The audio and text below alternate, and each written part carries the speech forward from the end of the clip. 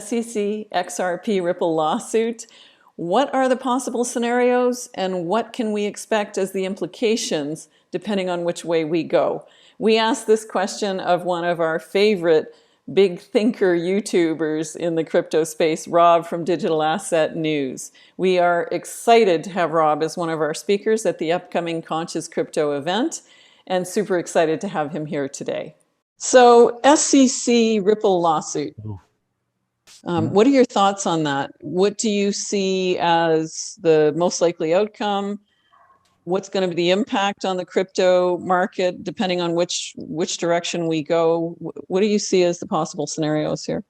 Well, I got to tell you, it's like one of the worst timings of all time, right? Like just as we were starting to really take off and the market was just just start up to the moon, then all of a sudden Ripple gets hit with that lawsuit. Chris Larson and Brad Garlinghouse, named specifically, I believe.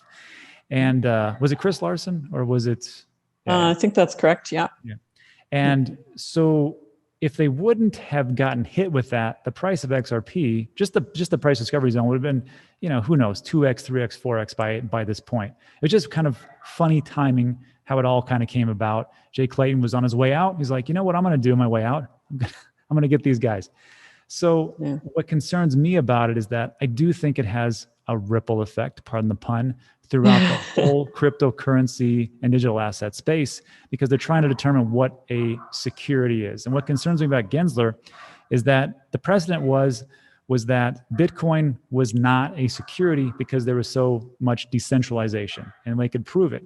Ethereum, even Clayton talked about this, that it was decentralized, therefore it wasn't a security. And that was like one of the big factors as they look at the Howey test. And now we take a look at XRP. I know some people out there will say, well, it's not decentralized, doesn't have enough nodes. Well, look, EOS had 24 nodes.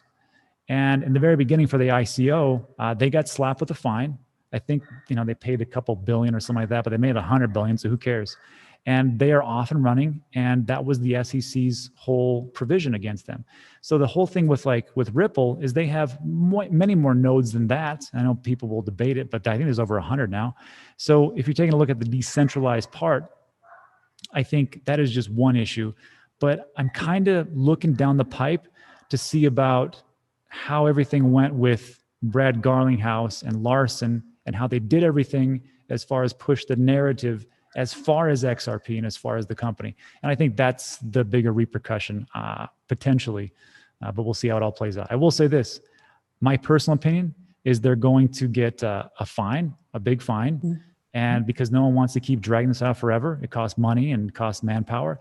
Let's hopefully they just say, okay, we're gonna pull an EOS here and we're gonna fine you this much, don't do that again, and let's move forward, and then that's it. We are so excited to have Rob as one of the expert panelists and speakers at our upcoming Conscious Crypto event. This event is going to focus on how to really become a successful investor and trader in the cryptocurrency space. So we are really excited to be partnering together some of the top YouTubers on how to analyze price action and some of the top YouTubers on understanding the industry and what's going on as a whole. So we're really excited to have Rob add his voice to this mix. This is going to be a deep dive into some of the conversations you need to understand the overarching realm of cryptocurrency and how to become successful in this space. Don't forget to leave a like, subscribe, click the notification bell, and select all. That way you will get notified when we upload other tutorial videos, price analysis videos, or just overall scenarios that could affect the price of Bitcoin or other cryptocurrencies. Until next time, trade consciously.